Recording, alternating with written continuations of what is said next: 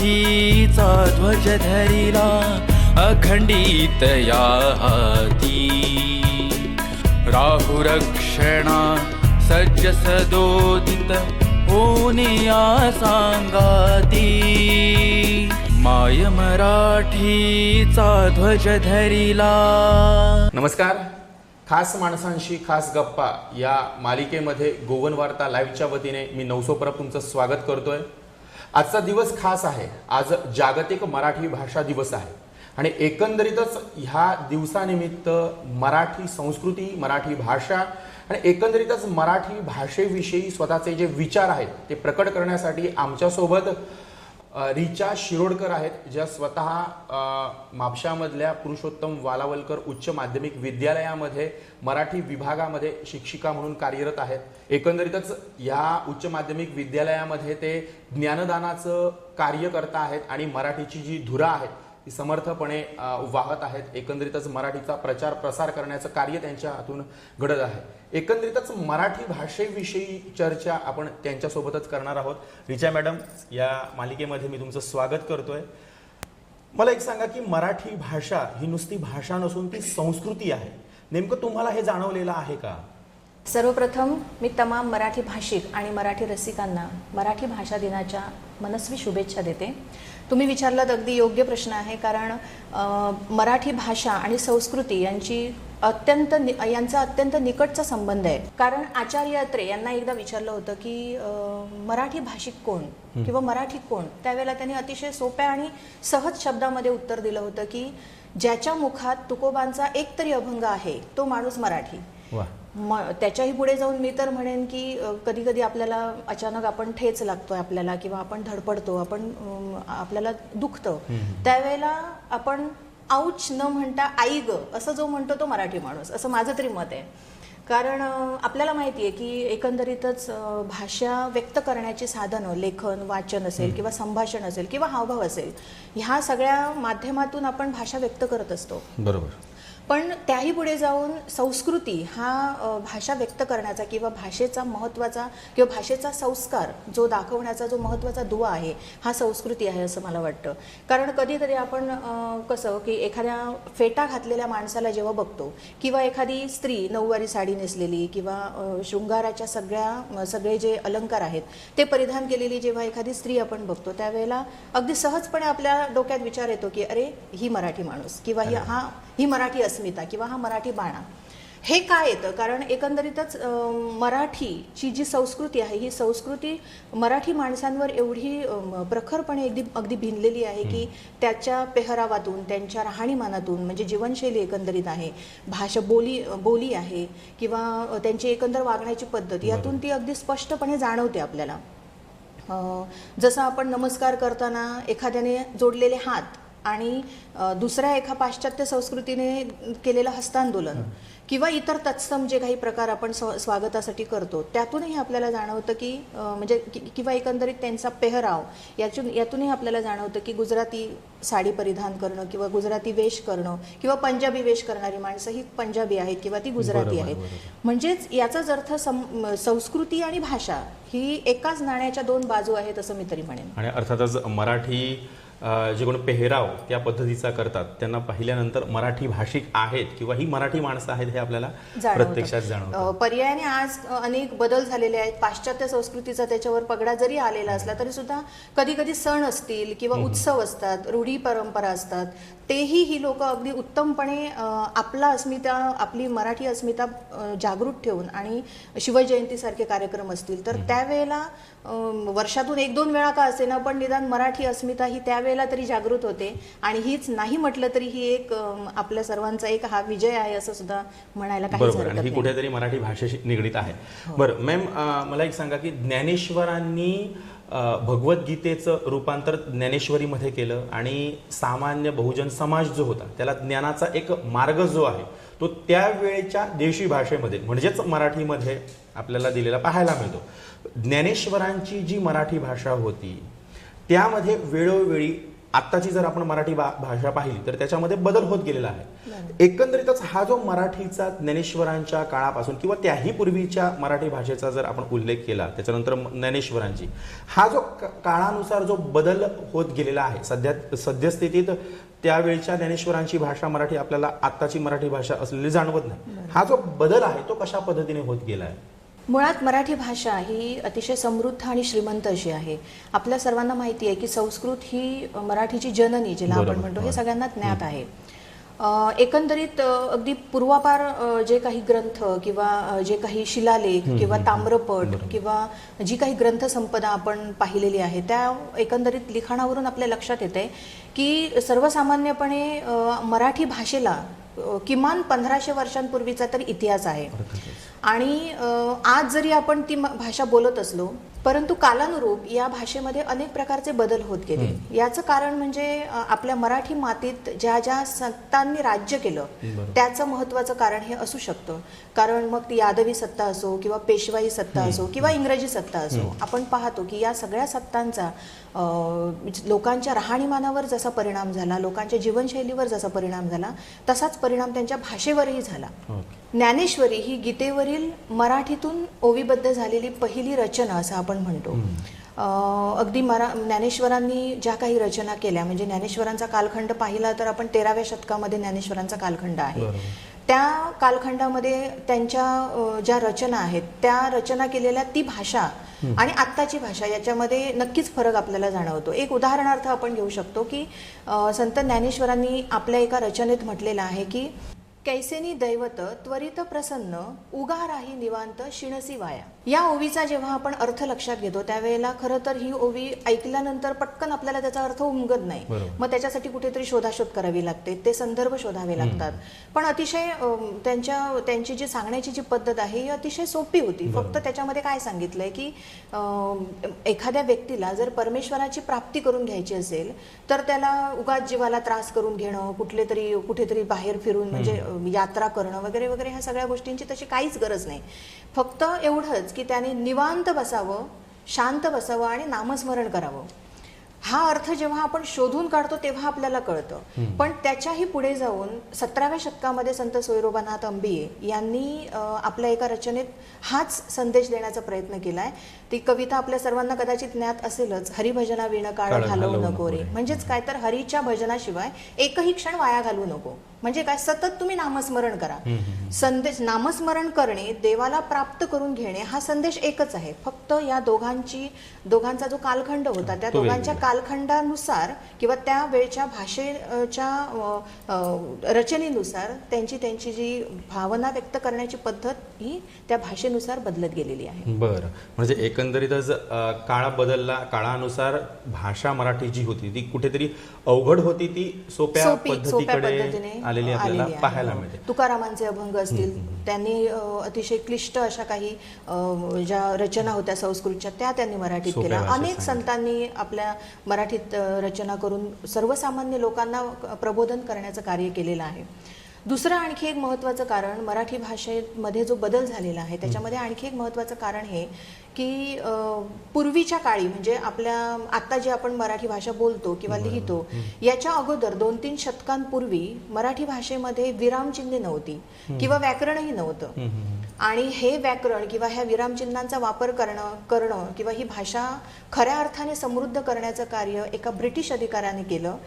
त्यांचं नाव होतं Major Thomas Candy. Major Thomas Candy ह्यांनी ह्या आपल्या मराठी भाषेला समृद्ध करण्याचं कार्य केलंय. त्यांच्या अशा या उल्लेखनीय कामगिरीमुळे मराठी भाषा अतिशय सशक्त होण्यास अतिशय मोठा असा हातभार लागलेला आहे. त्यानंतरचा कालखंड आपण पाहतोच आहोत. अनेक साहित्यिकांनी मराठी इतिहासामध्ये जो काही वारसा दिलेला आहे किंवा जी काही साहित्याच्या रूपात जी भर घातलेली आहे त्यामुळे तो इतिहास काही म्हणजे संपणारा नाहीये. बरोबर, कारण आजचा दिवस सुद्धा कवी कुसुमाग्रजांची जयंती आहे आणि त्यांच्या नावाने हा मराठी भाषा दिवस साजरा केला जातो. याचं कारणच आहे की त्यांची जी उल्लेखनीय कामगिरी आहे आणि त्यांनी लिहिलेल्या त्या कथा म्हणा किंवा जे काही रचना साहित्य आहे त्याला इतकं महत्त्व आहे की त्यांच्या जन्मदिवशी मराठी भाषा दिवस साजरा करण्याचं भाग्य या आपल्या मराठी साहित्यिकांना लाभलेलं आहे. मॅडम, संतांनी साहित्य रचना केली, वाङ्मय रचना केली, यानंतर संत वाङ्मयानंतर पंडिती वाङ्मयाचा एक मोठा प्रभाव जो आहे तो मराठी साहित्यावर पडलेला आपल्याला जाणवतो. त्याच्यानंतर मग पंडितांचा प्रभाव थोडा ओसरला आणि शाहिरी वाङ्मय मध्ययुगीन कालखंडामध्ये लावण्यांच्या आणि पोवाड्यांच्या रूपामध्ये आपल्याला आलेलं पाहायला मिळतं. कुठेतरी त्या काळामध्ये मराठी भाषेला एक सौंदर्य प्राप्त झालेलं होतं. आताच्या कालखंडामध्ये मराठी भाषेच्या माध्यमातून कुठेतरी विद्रुपीकरण होतंय का, असं नाही का वाटत तुम्हाला? नक्कीच सर. कारण यापूर्वीच मी म्हटल्याप्रमाणे आपल्या मराठी मातीवर ज्यांनी ज्यांनी सत्ता गाजवलेली आहे त्याचा परिणाम आपल्या नाही म्हटलं तरी आपल्या शिक्षण पद्धतीवर, आपल्या एकंदरीत जीवनशैलीवर झालेला आढळतो. आजच्या पालकांची मानसिकताच ही आहे की आपल्या मुलाने फाडफाड इंग्रजी बोलावं म्हणजे आपली कॉलर टाईट होते. समाजात आपल्याला मान मिळतो. इंग्रजी भाषेत मुलाने चर्चा केली किंवा मुलाने बोललं, इंग्रजी भाषेत मूल बोललं म्हणजे आपल्याला कुठेतरी एक वेगळा असा समाजामध्ये समाजामध्ये आदर मिळतो. मिळतो. असं काहीतरी एक जी मानसिकता जी झालेली आहे त्यामुळे बरेच पालक आज आपल्या मुलांना मराठी मीडियम किंवा आपल्या मातृभाषेच्या अनुषंगाने जे शिक्षण आहे ते न देता इंग्रजी मीडियमकडे, इंग्रजी माध्यमाकडे मुलांना आज आपल्या शाळेत पाठवताना दिसतं. परिणामी संस्कृतमध्ये असं म्हटलं जातं की इंदज नास्ति परम्य लभ्यते, म्हणजे एक ना धड भाराभर चिंध्या, म्हणजे ना धड मातृभाषा ही धड होत आणि ना धड इंग्रजी किंवा इतर जी कुठली भाषा असेल पाश्चात्य भाषा ती भाषा ही धड त्याची होत नाही. म्हणजे लहान मेंदूला जी भाषा अवगत करण्याची जी कला आहे आणि त्याच वयामध्ये जर ह्या मुलांना घोकमपट्टीसारख्या विषयाकडे जर वळवलं तर ती मुलं घोकमपट्टी करून पासही होतात किंवा चांगले अगदी पैकीच्या पैकी गुणही मिळवतात.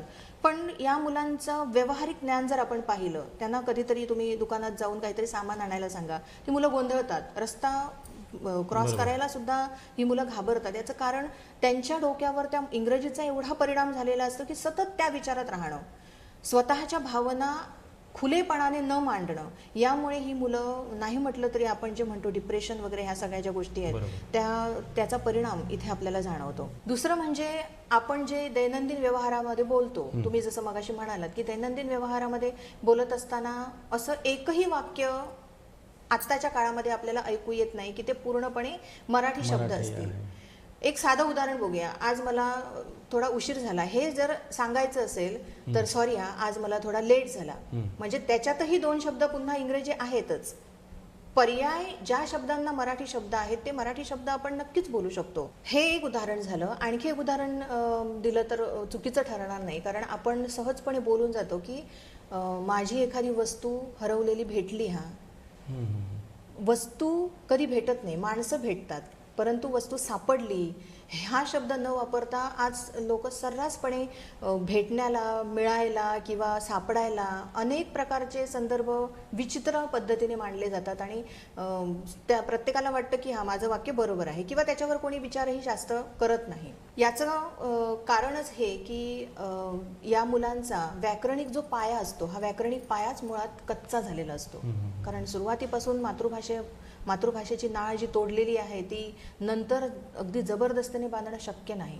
ते मुळातूनच असावं लागतं आणि त्याचाच परिणाम म्हणून हे जे सध्या जे विद्रुपीकरण चाललंय भाषेचं, हा खूप मोठा परिणाम आपल्याला आज समाजावर जाणवलेला दिसतोय. बरं, मला एक सांगा, तुम्ही आता जसं म्हटलं की प्रत्येक जे मराठी वाक्य आहे त्याच्यामध्ये वेगवेगळ्या भाषेतील कुठेतरी शब्द जे आहेत, अर्थात कालांतराने काही शब्द जे आहेत ते मराठी भाषेने आत्मसात केले आणि स्वतःचं जे सौंदर्य आहे ते वाढवलं निश्चितच. पण आता कुठेतरी व्याकरणिक दृष्टिकोनातनं आपण जेव्हा वाक्य बोलतो तेव्हा ते चुकीचं बोलतो किंवा कुठेतरी त्याच्यामध्ये बऱ्याच चुका असतात असं सुद्धा वारंवार आपल्याला जाणवतं. दुसरी महत्त्वाची गोष्ट मी तुम्हाला सांगू इच्छितो की हे सगळं जे आहे हे शालेय पातळीवर ह्याच्यामध्ये सुधार आणणं हे महत्त्वाचं नाही का? आणि जर तुम्हाला असं वाटतंय तर शिक्षकांची अशा पद्धतीची कोणती कर्तव्य आहेत जी शिक्षकांनी पार पाडली पाहिजे? खरं सांगायचं तर मूल आईच्या पोटातून शिकून येतं. म्हणजे शालेय पातळीवर आपण ह्याच्यावर नंतर बदल करणारच आहोत, पण मुळात घरात त्यांच्या वातावरण कसलं आहे, कारण पोटातून शिकून येणारं मूल जेव्हा किमान 4 वर्ष तरी ते घरात असतं, कुटुंबात असतं. मग कुटुंबात जर त्याच्याबरोबर जर आपली मातृभाषा सोडून इतर भाषेने जर व्यवहार केला अनुकरणातून मूल शिकतं हे आपल्याला सगळ्यांना माहितीच आहे. मग ती कुटुंबातले किंवा समाजातली भाषा ही त्याच्यावर जशी परिणाम करते तशीच शालेय जीवनात किंवा शाळेत आल्यानंतर शिक्षकांनी त्याच्यावर काही हे भाषेचे संस्कार करणं गरजेचं आहे. पण त्याच्या आधी मूळ हे त्याच्या घरातून आहे. राहिला प्रश्न शाळेत किंवा महाविद्यालयीन शिक्षकांनी मुलांवर संस्कार करण्याचा, निश्चितच, कारण आपण बघतो की आत्ता शिक्षण पद्धती आपली इंग्रजी मीडियम झाल्यामुळे म्हणजे प्रथम भाषाच इंग्रजी, त्यानंतर द्वितीय भाषा मराठी किंवा हिंदी अशी भाषा घेऊन आज शिक्षण चालू आहे. म्हणजे इंग्रजीचा हव्यास, मला इतरांपेक्षा जास्त शिकायचं आहे किंवा माझ्या आईवडिलांपेक्षा मला जास्त शिकायचं आहे, किंवा किंबहुना आईवडिलांना असं वाटतंय की माझ्यापेक्षा माझा मुलगा हुशार व्हावा किंवा इंग्रजीचा वापर करून त्याने अगदी उच्च शिक्षण प्राप्त करावं. ह्या हव्यासापोटी मराठी माध्यमातून शिक्षण न घेता इंग्रजी माध्यमातून शिकून आलेली मुलं जेव्हा वर्गात सुद्धा एकमेकांबरोबर संभाषण करतात तेव्हा ती आपल्या लोकल भाषेतून सुद्धा करत नाहीत. जी आपली स्थानिक भाषा आहे, काही ठिकाणी आपली कोकणी, मालवणी ही जी भाषा आपण बघतो म्हणजे त्या मराठीच्याच एक पोटभाषाच झाल्या, बोलीभाषा, त्यांचा वापर सुद्धा करताना पाहत नाहीत. कारण त्यांच्या मनामध्ये असलेला न्यूनगंड, कुठेतरी त्यांना असं वाटतं की अरे मला हसेल, मी काहीतरी चुकीचं बोलले तर हसतील लोक. मला एक उदाहरण म्हणजे एक हे आठवला प्रसंग, किस्सा, की एकदा एक सगळे मित्र, ज्याला आपण आजच्या भाषेमध्ये गेट टुगेदर म्हणतो, म्हणजे 10वीची 12वीची बॅच एकत्र येणं, तिथे जी जो गोतावळा जमलेला होता, जेवण वाढत असताना अचानक एका माणसाने म्हटलं की अरे मला थोडं ते कालवण वाढ. त्यावर त्याच्या बायकोने म्हटलं की हो असं काय करताय, कालवण काय म्हणताय त्याला, ते कालवण म्हणू नका, इथे बरोबर वाटत नाही ना, ते असभ्यपणाचं वाटतं. पण मला तर असं वाटतं की कालवण हे त्याच्या स्थानिक भाषेतला जर तो शब्द असेल तर तो का चुकीचा असेल. मालवणी भाषेमध्ये सुद्धा असे कितीतरी शब्द आहेत की जे आपण आज मराठीमध्ये त्याचा अगदी बऱ्याच प्रमाणात वापर करताना दिसतो किंवा आपण वापरतो किंवा एक त्याला आपलं असं वजन आहे. मग हे शब्द आहेत ते आपले स्वीकारलेच पाहिजेत. दुसरी गोष्ट म्हणजे वर्गात जेव्हा ही मुलं अशी बोलताना घाबरतात त्यावेळेला शिक्षकांचं प्रथम कर्तव्य आहे, एक मराठी शिक्षकाचं पहिलं कर्तव्य आहे की त्यांनी मुलांबरोबर संभाषण करताना मराठीतूनच केलं पाहिजे. त्याला मराठी समजत नाही किंवा त्याला हिंदी येतं किंवा त्याला इंग्रजी बोललेलं कळतं, चांगलं कळतं, साहजिकच आहे, कारण इंग्रजी माध्यमातून शिकून आलेली मुलं कुठलीही संकल्पना इंग्रजीत जेवढी आपण जास्त स्पष्ट करतो ती पटकन कळते. मराठीतून समजून घ्यायला, ते आकलन करून घ्यायला, त्याच्यावर पुन्हा प्रश्नोत्तर लिहायला त्यांना जड जातं. पण माझं तरी मत हे आहे की शिक्षकांनी अगदी त्या मुलांबरोबर जबरदस्तीने का होईना पण मराठी बोललं पाहिजे आणि मुलांनाही त्यांनी ते हे केलं पाहिजे की तुम्हीही आपल्याबरोबर संवाद करताना मराठीत करा. दुसरा महत्त्वाचा मुद्दा म्हणजे मराठी किंवा कुठलाही भाषा शिक्षक हा विषयाचा शिक्षक न होता भाषेचा झाला पाहिजे. विषय शिक्षक भरपूर मिळतात, परंतु खऱ्या अर्थाने भाषेचा शिक्षक होणं खूप कठीण आहे. पण ते जोपर्यंत आपण होत नाही तोपर्यंत विद्यार्थ्यांना सुद्धा ती भाषा समजणं खूप कठीण आहे. आता एखाद्या पाठ्यपुस्तकामध्ये असलेला पाठ म्हणा किंवा कविता म्हणा, मुलं स्वतः अभ्यास करून सुद्धा लिहू शकतात उत्तरं त्याची. कुठूनही त्यांना सांगातीसारखे सोबती असतात आणि त्याचा वापर करून ते उत्तरं तयार करू शकतात. कारण घोकमपट्टी करूनच मुलं आलेली असतात. पूर्णपणे मराठीची आवड आहे म्हणून मराठी विषय घेणारी मुलं खूप कमी असतात, पण जी असतात ती अगदी अव्वल दर्जाची असतात, हेही तेवढंच बरोबर आहे. पण अशी मुलं जी सहज अभ्यास करू शकतात, त्याच्या व्यतिरिक्त मराठी शिक्षकांनी थोडंसं त्या चौकटी बाहेर जाऊन काही शिकवता येईल का? फक्त शब्दांचे अर्थ सांगणं, प्रश्नांची उत्तरं तयार करून घेणं, याच्याही व्यतिरिक्त त्या पाठामध्ये किंवा त्या कवितेमध्ये जी मूल्ये सांगितलेली असतात किंवा जे संस्कार विद्यार्थ्यांवर रुजवायचे असतात, त्या अनुषंगाने आणखी एखादी त्या संदर्भातली एखादी गोष्ट सांगणं किंवा चारोळ्या हा प्रकार जर शिकवत असेल तर चंगो, चंद्रशेखर गोखले यांच्या कितीतरी चारोळ्या आणखी आहेत, त्यांचा उल्लेख आणखी करून देणं, मुलांना त्या साहित्याबद्दल आवड निर्माण करणं किंवा एखादा पाठ असेल तर तो गोष्टी रूपात कसं सांगता येईल. आपल्याकडे अनेक असे पाठ आहेत की जे मोत्याचे पीक सारखे कितीतरी असे पाठ आहेत की जे गोष्टी रूपात आपण मुलांपर्यंत पोहोचू शकतो. आणि कथा ऐकणं आणि ती रुजवणं मनात आणि त्याच्यावर ती चांगल्या प्रकारे लक्षात राहणं हे आपल्या विद्यार्थ्यांना अगदी चांगलंच, म्हणजे मुळात आपला स्वभावच तो की गोष्टी कथेनुसार आपण वाढणं. ही जी परंपरा आहे ही परंपरा मराठी शिक्षकच राबवू शकतो. दुसरं म्हणजे वर्गात जाताना जर एखादा पाठ आपल्याला शिकवायचा आहे किंवा कविता एखाद्या कवीची एखाद्या लेखकाचा पाठ शिकवायचा आहे, तर त्यांनी लिहिलेलं एखादं पुस्तक असं आहे का आपल्याकडे, आपल्या वाचनालयात आहे का? स्वतःचं वाचनालय असलं तर अतिउत्तम. वाचनालयात असतील तर ती पुस्तकं शोधणं, ते पुस्तक वर्गात जाताना घेऊन जाणं, ते मुलांना दाखवणं. आता वि स खांडेकरांचं ययातीसारखं पुस्तक इतकं अगदी प्रचंड प्रमाणात आपण वाचतो किंवा त्याचा खपही वाढलेला आहे आणि त्याची भाषा, अलंकारिक भाषा किंवा त्यात सांगितलेला जो काही इतिहास आहे हा अतिशय अगदी रसाळ भाषेतून वर्णन केलेला आहे.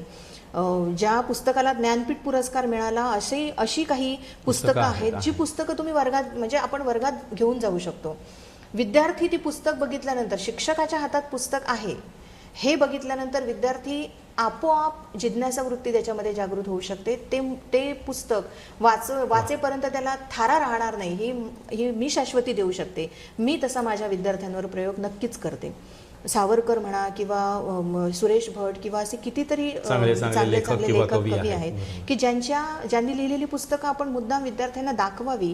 सारे प्रवासी घडीचे ह्यासारखी पुस्तकं मुलांना वर्गात वाचून घ्यावीत, म्हणजे जेणेकरून त्यांचा पुस्तकं वाचण्याकडे त्यांचा जो कल आहे हा कलही वाढेल आणि मराठी भाषा युवकांमध्ये जास्त रुजण्यासाठी अशा प्रकारे आपण नक्कीच प्रयत्न करू शकतो. किंवा प्रश्नमंजुषा घेणं किंवा दिनविशेष शोधून त्यानुसार निबंध स्पर्धा किंवा अनेक असे कार्यक्रम हे करणं. रिकाम्या वेळेत मुलांकडून शब्दकोडी वगैरे सोडून घेणं. वर्गात एखादं अक्षर देऊन त्याच्यावर आठवत असलेले शब्द लिहा म्हणून सांगणं. मला माहिती आहे हे खरं खालच्या पातळीवरच्या मुलांची कामं आहेत, पण तरी सुद्धा आपली 11वी-12वीची मुलं, महाविद्यालयीन मुलं सुद्धा अशा उपक्रमांना नक्कीच प्रतिसाद देतील आणि ज्याचा परिणाम म्हणून मुलांना इतर विषयांपेक्षा मराठी विषय आता आपल्या टाइम टेबलमध्ये आहे आणि मुलं मराठी शिक्षकाची अगदी आतुरतेने वाट पाहतील, हे मात्र मी नक्की सांगू शकते. बरं मॅम, ह्या सगळ्या गोष्टी अत्यंत बरोबर आहे. मला वाटतं ह्या खालच्या स्तरावर म्हणजे महाविद्यालयीन म्हणण्यापेक्षा आपण जर शालेय आणि विद्यालयीन पातळीवर जर अशा प्रकारचे उपक्रम राबवले तर मला वाटतं महाविद्यालयामध्ये ही मुलं जी आहे ती चांगली प्रगत होणार. मॅम, तुम्हाला काय वाटतं की शिक्षकांची कर्तव्य वगैरे हे सगळं आहेच, पण मुळात मुलांना गोडी लावणं हे जितपत योग्य आहे तितपत माझ्या निरीक्षणामध्ये असं आलेलं आहे की शालेय पातळीवरचे जे शिक्षक असतात तेच मुळात पुस्तकं वाचत नाही किंवा एखादा शिक्षक कुठेतरी वाक्य, काही जे शिक्षक मी असे बघितलेले आहेत की त्या शिक्षकांना वाक्य एखादं व्यवस्थित लिहायला सुद्धा अडथळा निर्माण होतो, व्याकरणिक दृष्ट्या चुका होतात. किंवा एखादा शिक्षक जर एखाद्या पुस्तकाविषयी एखाद्या शिक्षकाला जर विचारलं तर त्याला माहिती नसतं ते. मग ह्यामध्ये बदल व्हावा ह्यासाठी मुळात शिक्षकांनी वाचणं गरजेचं नाही का? नक्कीच. कारण जोपर्यंत स्वतः एखादी कृती करत नाही तोपर्यंत आपण दुसऱ्यांना हे करा म्हणून उपदेशाचे डोस आपण नक्कीच पाजू शकत नाही. जेव्हा आपण एखादा शिक्षक जेव्हा पुस्तक वाचेल, एखादी कथा वाचेल आणि ती जेव्हा विद्यार्थ्यांना सांगतील तेव्हाच विद्यार्थ्यांची जिज्ञासा जागृत होईल ना की ह्या पुस्तकात असं आहे, तुम्ही वाचा. शिक्षकांनीच जर मुळात वाचलं नाही तर विद्यार्थी नक्कीच वाचणार नाहीत. दुसरी गोष्ट म्हणजे आजच्या विद्यालयीन स्तरावर मराठी विषय घेणाऱ्या विद्यार्थ्यांची संख्या अतिशय कमी आहे. याचं कारणच हे की एकतर ते कॅथलिक शाळांमधून येत असतील किंवा इतर भाषेमधून ते शिकत असतील, त्यामुळे मराठी भाषा किंवा मराठी विषय घेऊन पुढे येणारी मुलं खूप कमी आहेत. त्यामुळे माझ्या ऐकिवात असं आलंय की 11वी-12वीमध्ये मराठीचे वर्गच बंद केले आहेत. बरोबर. मराठीच्या शिक्षकांना अशा पद्धतीने कमी करणं हे एका शिक्षकाचंच खरं तर एक अपयश आहे. कारण ही भाषा टिकवणं हे विद्यालयापासून जोपर्यंत होत नाही तोपर्यंत पुढच्या म्हणजे खरं पाहिलं तर ते अगदी काय म्हणतो आपण प्राथमिक स्तरावरून झालं पाहिजे. प्राथमिक स्तर मराठी माध्यमातून शिकून आलेली मुलं पुढे जेव्हा मराठी विषय घेतील तेव्हाच हे पुढच्या वरच्या स्तरावर ती मुलं आपल्याला मिळतील. अशी जर शाळा जर बंद झाल्यात किंवा ते वर्ग सोडून किंवा अशा मुलांना म्हणजे काही विद्यालयांमध्ये मराठी विषय घेऊन पुढे जाणारी मुलं असतात पण शिक्षक नसतो. मग अशा वेळेला त्यांना बिचाऱ्यांना आणखी काहीच पर्याय नसतो इतर विषय घेण्या वाचून. त्यामुळे मग त्यांचीही तशी एक नाचक्कीच होते. तशी ह्या विषयालाच अनुषंगून एक दुसरा प्रश्न विचारतो की आपण एकंदरीतच शिक्षकांची कर्तव्य किंवा ह्या सगळ्या गोष्टी आपण सांगतो, मुळात पालक जे आहेत ते मराठी भाषिक असतात, पण आपल्या मुलांना कुठेतरी इंग्रजी शाळांमध्ये वगैरे पाठवतात. म्हणजे मातृभाषेतून शिक्षण घेणं हे महत्त्वाचं नाही का? कारण आपण स्वतः जर राष्ट्रप्रेमी किंवा धर्मप्रेमी आहोत किंवा संस्कृतीप्रेमी आहोत असं जर स्वतःला मानतो, तर मग मातृभाषा प्रेमी नको का व्हायला? नक्कीच. कारण जसं मी मगाशीच म्हटलं तसं आईच्या पोटातून मूल शिकून येतं. म्हणजे मातृभाषा ही ज्ञानार्जनाची पहिली पायरी आहे.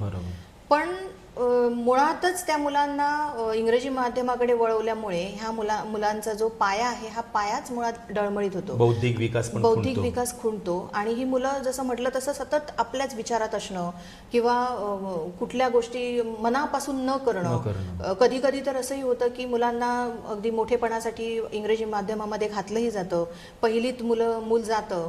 पहिलीत जेव्हा जमत नाही, मूल सतत चिडचिडेपणा करतो, त्यानंतर मग त्यांना मराठी भाषेमध्ये वळवलं जातं. पण पहिलीमध्ये शिकून आलेलं मूल हे जेव्हा इंग्रजीचा एवढा परिणाम त्यांच्यावर झालेला असतो की ती संकल्पना आकलन करून घेणं ही कुवतच त्यांच्या मेंदूला जमलेली नसते. त्यामुळे सुरुवातीलाच त्यांचा अभ्यास करण्याकडे किंवा नवीन काही शिकण्याकडे त्यांचा जो कल असतो हा मुळातच नामशेष झालेला असतो. त्यामुळे ही मुलं मग पुढे जाऊन दुसरीत म्हणा किंवा पुढे जाऊन ती त्या एखाद्या विषयामध्ये रस घेत नाहीत आणि मग पालकांची चिडचिड, मुलांची चिडचिड, मग मुलं अभ्यास करत नाही वगैरे वगैरे ह्या सगळ्या गोष्टी तिथे निदर्शनास येतात. खरं सांगायचं तर मराठी माध्यमातून शिकणं आणि इंग्रजी माध्यमातून शिकणं ह्या दोन्ही वेगवेगळ्या संकल्पना आहेत. कारण आपल्या गोमंतकामध्ये सुद्धा अशा कितीतरी महान व्यक्ती आहेत ज्या मराठी शाळेत शिकून आपलं नाव लौकिक केलेलं आहे. रघुनाथ माशेलकरांसारखं नाव आपण अगदी अभिमानाने घेऊ शकतो.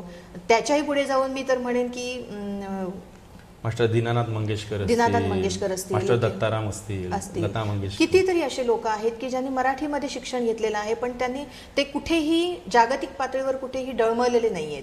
त्यांना कुठेही आपला जी अस्मिता आहे ती अस्मिता आपली त्यांनी ठेवलेलीच आहे. आपली ओळख वेगळी अशी निर्माण केलेलीच आहे. अगदी आत्ताच्या काळातील आपण म्हणू शकतो अनिल सामंत सर, आपले प्राचार्य, अगदी मराठी माध्यमातून शिकलेले. त्याही पुढे जाऊन मी सांगते की मी स्वतः मराठी माध्यमातून शिकलेली आहे. त्यामुळे मला कुठेही नोकरी करताना किंवा आणि व्यवहारामध्ये सुद्धा मला कधीही इंग्रजी भाषेमुळे अडचण आली असं मला कधीही झालेलं नाही. त्यामुळे नक्कीच ही गोष्ट अतिशय महत्त्वाची आहे की शिक्षण तुम्ही जोपर्यंत मराठी भाषेतून घेत नाही तोपर्यंत तुम्ही स्वतःची अशी वेगळी ओळख तुम्ही निर्माण करू शकता. स्वतःचा पाया पण भक्कम करू शकतो तर मराठी भाषेतून शिकल्यामुळे किंवा मातृभाषेतून शिकल्यामुळे. इंग्रजी आहे, शिक्षण पद्धती आहे, उच्च शिक्षणासाठी मुलांना परदेशात जावं लागतं, तिथेच ज्ञानार्जन, अर्थार्जन सगळ्या गोष्टी कराव्या लागतात. एकदा अर्थार्जन चांगल्या पद्धतीने मिळालं की तिथेच नोकरी, तिथेच छोकरी ह्याही संकल्पना तिथे जातात. परंतु त्याचाही परिणाम तिथे स्थायिक झाल्यामुळे त्या भाषेचा परिणाम त्यांच्या मुलांवरही होतो. अशा लोकांना मी फक्त एकच सांगू इच्छिते की जरी आपण उच्च शिक्षण घेतलं, जरी चांगल्या नोकरीसाठी आपण परदेशात गेलो तरी सुद्धा काही काळ राहा तिथे, नाही असं नाही, काही काळ राहा, व्यवस्थित अर्थार्जन करा, आपल्या देशात या. आणि जरी नाहीच जमलं यायला, तुम्हाला जर तिथली संस्कृती किंवा तिथलं जर वातावरण तुम्हाला भावत असेल, जर व्यवस्थित तुम्हाला तिथे राहावंसंच वाटत असेल तर तिथेही राहा, पण आपल्या मातृभाषेला विसरू नका. म्हणून अगदी जन्मापासून मरेपर्यंत आपण ज्या मातृभूमीतून जगलो, वाढलो, या सगळ्याला आपल्या मातृभूमीच्या गोधडीची, पांघरुणाची अत्यंत गरज आहे. गोधडी हा शब्द मी मुद्दाम उच्चारला कारण गोधडी ही आपल्या आईच्या किंवा आजीच्या मायेच्या स्पर्श झालेला एक आपण म्हणतो ना पांघरुण आहे. आणि जोपर्यंत ही गोधडी, ही मायेची, ही आसऱ्याची गोधडी जोपर्यंत ह्या मुलावर आहे तोपर्यंत ह्या माणसाला, मराठी माणसाला कशाचीही भीती नाही, कशाचीही तमा नाही. अगदी कितीही संकट आली तरी सुद्धा हा माणूस अगदी सहजपणे त्यातून आपलं निभावू शकतो. एवढं तरी नक्कीच. धन्यवाद मॅडम. गोवन वार्ता लाईव्हशी तुम्ही चर्चा केल्याबद्दल, एकंदरीतच मराठी भाषेसंदर्भात, मराठी संस्कृती विषयात तुमचे विचार तुम्ही व्यक्त केल्याबद्दल गोवन वार्ता लाईव्हच्या वतीने मी तुमचे मनपूर्वक आभार मानतो.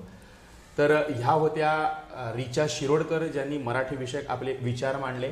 जाता जाता एवढंच सांगू इच्छितो की मराठी ही नुसती भाषा नसून आत्ताच जसा मी उल्लेख केला ती आपली संस्कृती आहे आणि प्रत्येक पालकाची आणि प्रत्येक विद्यार्थ्याची, प्रत्येक मराठी भाषिकाची ही जबाबदारी आहे की कुठलीही भाषा आयुष्यामध्ये शिका, परंतु मराठीची कास, मराठीच्या मायेची गोधडी मात्र अंगावर घ्यायला विसरू नका. कारण जोपर्यंत आपण आपल्या मातृभाषेतून शिक्षण घेऊ तोपर्यंत आपण आपला पाया भक्कम केलेला असू आणि मराठी भाषेतून किंवा मातृभाषेतून शिक्षण घेणारा कुठलाही व्यक्ती जगामधली कुठलीही भाषा शिकू शकतो, ही सुद्धा एक वस्तुस्थिती आहे. एकंदरीतच मराठी भाषा दिनाच्या वतीने तुम्हाला शेवटी एवढंच सांगू इच्छितो की मराठी संस्कृती, मराठी भाषा जतन करा आणि हिची जी धुरा आहे, ही जी पालखी आहे, ती युवकांच्या हाती ही पालखीची धुरा वाहण्याची जबाबदारी आहे. इथे मी तुमची रजा घेतो. तोपर्यंत तुम्ही पाहत राहा गोवन वार्ता लाईव्ह, नातं गोव्याचं, देणं मराठीचं.